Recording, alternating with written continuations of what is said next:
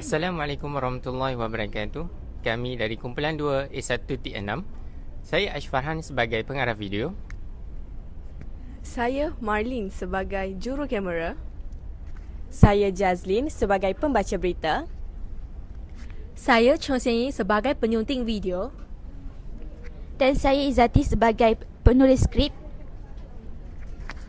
Jadi, kumpulan kami akan membincangkan tentang isu penggunaan rokok elektronik dalam kalangan remaja di Lembah Kelang dan kesan penggunaannya terhadap kesihatan. Ketagihan rokok elektronik undang padah. Ditebuk paru-paru dalam keadaan sedar, trauma terbesar seorang remaja di Lembah Kelang. Rokok elektronik merupakan alat genggam yang berfungsi memanaskan cecair yang biasanya mengandungi nikotin dan bahan perasa. Pengeluar terbesar iaitu negara China mula memperkenalkan produk ini bertujuan untuk dijadikan alternatif dan menghentikan penggunaan rokok konvensional. Satu kajian mendapati penggunaan rokok elektronik masih sukar membuang tabiat merokok. Hal ini kerana walaupun bentuknya berbeza tetapi kandungannya masih sama iaitu wujudnya bahan nikotin. Tetapi ramai remaja tidak sedar kadar kepekatan dan sedutan nikotin yang boleh dilaras membuatkan rokok elektronik sangat berbahaya. Antara objektifnya adalah untuk mengenal pasti tahap pengetahuan terhadap rokok elektronik dan persepsi kawalan tingkah laku dalam kalangan remaja di Lembah Kelang. Seterusnya, untuk mengkaji pengaruh persekitaran terhadap rokok elektronik. Akhir sekali, untuk mengenal pasti faktor signifikasi terhadap punca penggunaan rokok elektronik. Berdasarkan tinjauan kesihatan, remaja melibatkan golongan anak muda berusia 13 hingga 17 tahun menunjukkan peningkatan penggunaan rokok elektronik daripada 211,084 orang pada tahun 2017 kepada 311,109 orang pada tahun 2022. Rokok elektronik dijadikan sebagai alternatif rokok konvensional. Pengguna rokok elektronik mendakwa bahawa rokok elektronik digunakan sebagai alternatif untuk mengurangkan ketagihan. Namun, kajian telah membuktikan bahawa rokok elektronik tidak berkesan untuk berhenti merokok dan kebanyakan pengguna akhirnya menjadi dual user. Seterusnya, rokok elektronik juga meningkatkan risiko bukan perokok untuk menjadi perokok. Rokok elektronik digunakan untuk menghisap dadah terlarang. Di Malaysia, laporan akhbar Kosmo mendapati cecair rokok elektronik mengandungi dadah terlarang. Buktinya, baru-baru ini, pasukan khas taktikal perisikan narkotik Polis Diraja Malaysia telah merampas 214 botol cecair rokok elektronik yang mengandungi ganja. Penggunaan rokok elektronik noktah bertindih naluri remaja ingin mencuba.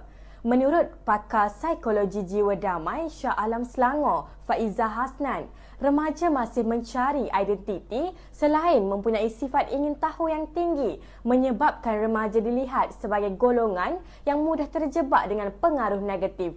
Selain pengaruh rakan, media sosial menjadi elemen penting yang menarik perhatian remaja untuk mencuba sesuatu termasuklah menggunakan rokok elektronik.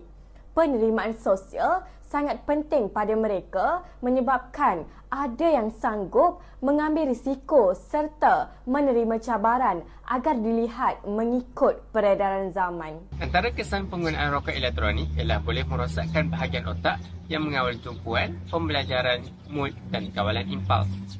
Selain itu, penggunaan rokok elektronik juga boleh menyebabkan kadar degupan jantung dan darah diastolik meningkat serta berlaku kecederaan pada bahagian paru-paru. Di samping itu, penggunaan nikotin yang berlebihan dalam penggunaan rokok elektronik boleh menyebabkan kesan yang lebih teruk seperti sawan dan kegagalan pernafasan.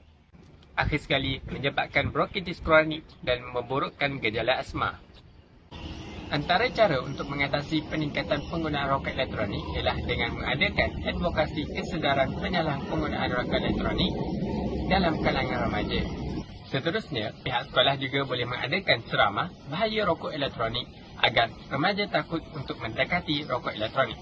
Di samping itu, remaja haruslah mempunyai penilaian yang tegas dengan memandang sesuatu dari dua sisi, iaitu dengan mempersoalkan diri sendiri apakah kebaikan dan apakah keburukan penggunaan rokok elektronik. Akhir sekali, peranan ibu bapa sebagai suri teladan. Golongan ibu bapa adalah contoh yang mudah diikuti oleh anak-anak. Oleh itu, jika ibu bapa tidak ingin anak-anak mereka terlibat dengan gejala merokok, maka janganlah merokok di hadapan mereka dan melarang tegas perbuatan merokok di rumah. Kesimpulannya, ketagihan rokok elektronik khususnya dalam kalangan pelajar sekolah amat membimbangkan apabila peranti tersebut mudah didapati di pasaran termasuk dibeli secara dalam talian apabila kajian telah menunjukkan peningkatan 9.8% pada tahun 2017 kepada 14.9% pada tahun 2022. Oleh yang demikian, Kementerian Kesihatan Malaysia ingin mengingatkan semua pengguna bahawa rokok elektronik adalah tidak selamat kerana memberikan kesan buruk kepada kesihatan dan ia bukanlah satu kaedah alternatif untuk berhenti merokok. Sekali lagi, saya tegaskan rokok elektronik adalah sama seperti rokok di mana ia boleh menyebabkan kesan seperti menyebabkan ketagihan dan memabukkan, mendatangkan kemudaratan kepada kesihatan pengguna dan orang di sekeliling, menyebabkan implikasi sosial di kalangan remaja dan kanak-kanak dan menyebabkan pembaziran. Bagi mereka yang merokok ataupun mereka yang menggunakan peranti ini, dinasihatkan untuk mendapatkan perkhidmatan rawatan di klinik berhenti merokok yang disediakan di klinik kesihatan oleh Kementerian Kesihatan Malaysia. Kami berharap agar penggunaan rokok elektronik dapat dielakkan supaya generasi masa hadapan yang lebih sihat dapat dilahirkan. Sekian, terima kasih.